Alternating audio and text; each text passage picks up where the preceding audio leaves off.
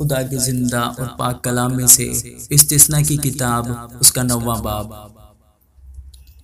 سن لے اے اسرائیل، آج تجھے یردن پار اس لیے جانا ہے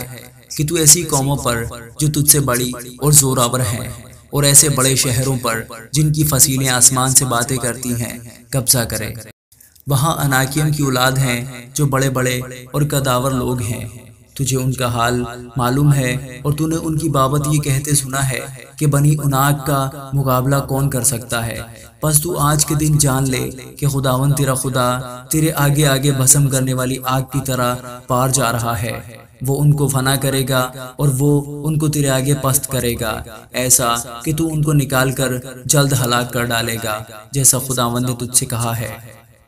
اور جب خداوند تیرا خدا ان کو تیرے آگے سے نکال چکے تو اپنے دل میں یہ نہ کہنا کہ میری صداقت کے سبب سے خداوند مجھے اس ملک پر قبضہ کرنے کو یہاں لایا، کیونکہ فی الواقع ان کی شرارت کے سبب سے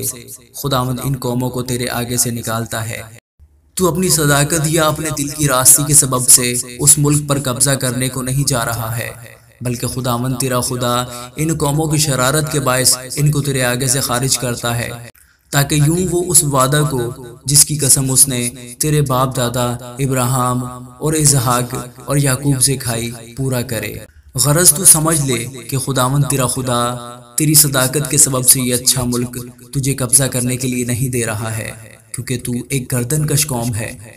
اس بات کو یاد رکھ اور کبھی نہ بھول کہ تو نے خداوند اپنے خدا کو بیابان میں کس کس طرح غصہ دلایا، بلکہ جب سے تم ملک مصر سے نکلے ہو تب سے اس جگہ پہنچنے تک تم برابر خداوند سے بغاوت ہی کرتے رہے، اور ہورب میں بھی تم نے خداوند کو غصہ دلایا، چنانچہ خداوند ناراض ہو کر تم کو نیست و نابود کرنا چاہتا تھا۔ جب میں پتھر کی دونوں لوہوں کو یعنی اس عہد کی لوہوں کو جو خداوند نے تم سے باندھا تھا لینے کو پہاڑ پر چڑھ گیا تو میں 40 دن اور 40 رات وہیں پہاڑ پر رہا اور نہ روٹی کھائی نہ پانی پیا۔ اور خداوند نے اپنے ہاتھ کی لکھی ہوئی پتھر کی دونوں لوہیں میرے سپرد کی اور ان پر وہی باتیں لکھی تھی جو خداوند نے پہاڑ پر آگ کے بیچ میں سے مجمع کے دن تم سے کہی تھی۔ اور 40 دن اور 40 رات کے بعد خداوند نے پتھر کی وہ دونوں لوہیں یعنی عہد کی لوہیں مجھ کو دی، اور خداوند نے مجھ سے کہا اٹھ کر جلد یہاں سے نیچے جا، کیونکہ تیرے لوگ جن کو تم مصر سے نکال کر لایا ہے بگڑ گئے ہیں۔ وہ اس راہ سے جس کا میں نے ان کو حکم دیا جلد برگشتہ ہو گئے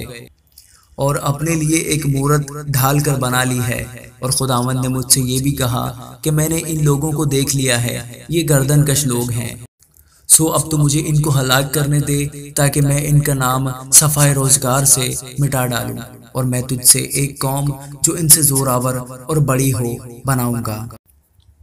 تب میں الٹا پھرا اور پہاڑ سے نیچے اترا، اور پہاڑ آگ سے دہک رہا تھا، اور عہد کی وہ دونوں لوہیں میرے دونوں ہاتھوں میں تھی۔ اور میں نے دیکھا کہ تم نے خداوند اپنے خدا کا گناہ کیا اور اپنے لیے ایک بچڑا ڈھال کر بنا لیا، اور بہت جلد اس